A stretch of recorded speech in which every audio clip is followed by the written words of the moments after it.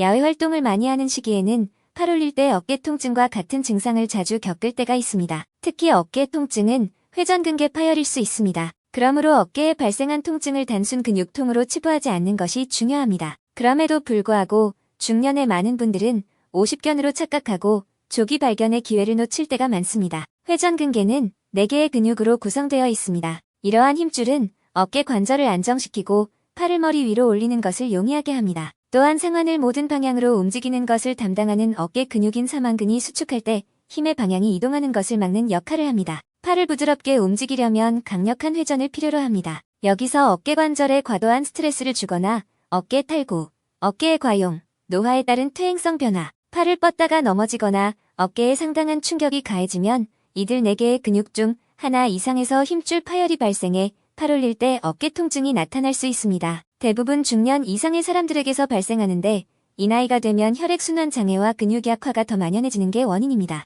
회전근개 파열의 증상은 팔을 안쪽으로 회전시킬 때, 팔 올릴 때, 어깨 통증 등이 대표적입니다. 제한된 동작 범위, 어깨 뻣뻣함, 어깨 힘의 약화 등이 대표적인 증상입니다. 통증은 밤에 자주 심해지는데 특히 누워있을 때 더욱 심합니다. 환자는 영향을 받는 쪽으로 몸을 돌릴 때 통증의 심각성으로 인해 수면 장애를 경험할 수 있습니다. 회전근개 파열과 오십견은 비슷한 증상을 보여 많은 환자들이 혼란을 겪고 있습니다. 회전근개 파열은 어깨를 움직이는 근육의 이상으로 인한 힘줄 파열로 발생합니다. 한편 오십견이란 어깨 관절을 둘러싸고 있는 관절 염증에 의해 발생합니다. 두 질환 모두 어깨 통증을 유발하고 점차 동작 범위를 줄여 감별이 어렵습니다. 초기에는 오십견이 가벼운 통증을 느낄 수 있어 간과하기 쉽습니다. 하지만 증상이 심해지면서 저림과 팔을 올리는 데 어려움이 생길 수 있고 때로는 목 뒤까지 이어지는 심한 어깨 통증을 디스크 문제로 오인할 수도 있습니다. 회전근개 파열과 오십견의 핵심적인 차이점은 팔을 어깨 위로 올릴 때를 제외하고는 어깨를 움직일 때 큰 통증을 경험하지 않는다는 것입니다. 게다가 오십견은 주로 어깨 통증과 외상적인 사건 없이 운동 능력의 저하로 나타나며 종종 수술 없이 관리되고 물리적 치료를 우선시합니다. 병원에서는 일반적으로 회전근개 파열을 진단하기 위해 X선 또는 MRI 스캔이 사용됩니다. 진단 정확도를 높이기 위해 어깨 관절 조영술을 수행할 수 있습니다.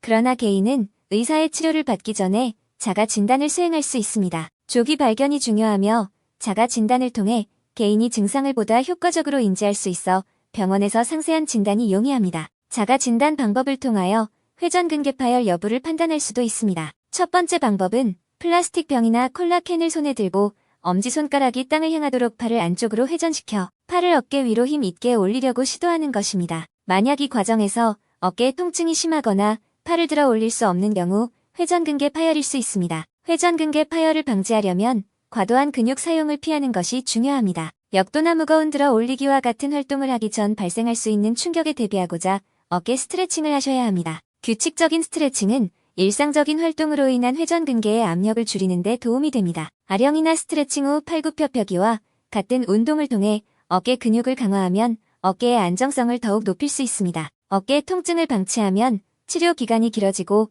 더 복잡한 치료를 필요로 할 수 있습니다. 그러므로 조기 발견과 신속한 치료를 위해서라도 어깨의 통증을 자주 경험하시는 분들은 불편함을 가벼이 여기지 마시고 근본적인 원인을 정확하게 진단하기 위해 의사의 진찰을 받아야 합니다. 유용하게 보셨다면 구독, 알림 설정 부탁드려요.